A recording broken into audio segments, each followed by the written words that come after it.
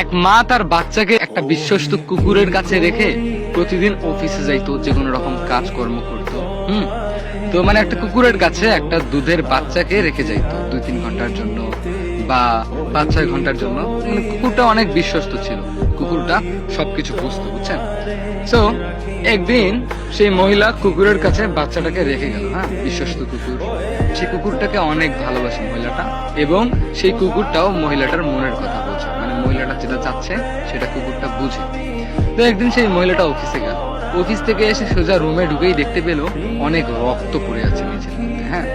তো কুকুরটার মুখের মধ্যেও রক্ত লেগে আছে। তো বাচ্চাটা কিন্তু ছিল পাশের রুমে। মহিলাটার মাথায় এই ভাবনাটা ছিল না যে তার বাচ্চা এই ঘরে নেই, ওই ঘরে কুকুরটার সঙ্গে রেখে গিয়েছে, তাই না? তো মহিলাটা গেট খুলেই দেখতে পেল কুকুরটার মুখের মধ্যে রক্ত লেগে আছে, পুরো ঘরের জিনিসপাতি এলোমেলো হয়ে আছে, আর মেঝের মধ্যেও অনেকগুলো রক্ত পড়ে আছে। তো মহিলাটা কোনো কিছু না ভেবে অনেক চিৎকার করে, অনেক মানুষকে ডেকে নিয়ে এসে তার সেই বিশ্বস্ত কুকুরটাকে মারতে মারতে মেরে ফেলে।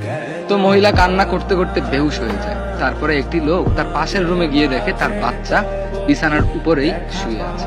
মানে বাচ্চাটির কিচ্ছু হয়নি, বিছানার উপরেই শুয়ে আছে।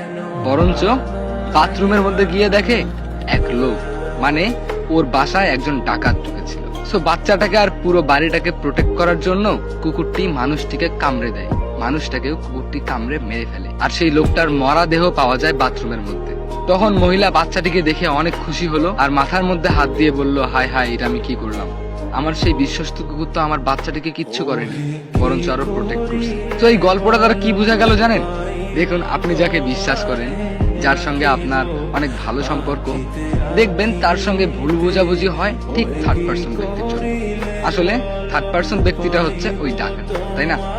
আমরা আমাদের বিশ্বস্ত মানুষকে ভুল বুঝে আমরা সম্পর্ক নষ্ট করে দিই, আমরা খারাপ ব্যবহার করি, আমরা সেই মানুষটাকে অনেক আঘাত দিয়ে ফেলি।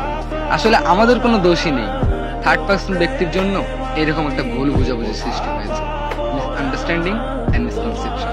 তো ফলে কি হয় জানেন? সম্পর্ক ভেঙে যায়, বিশ্বাস নষ্ট হয়ে যায়। তো যেটা করবেন ভেবে চিন্তে করবেন। বিশ্বস্ত মানুষকে কিন্তু এত সহজে আঘাত করা যায় না, বিষয়টা একটু ভেবে দেখবেন। আর ভিডিওটি যদি বুঝে থাকেন তাহলে একটা শেয়ার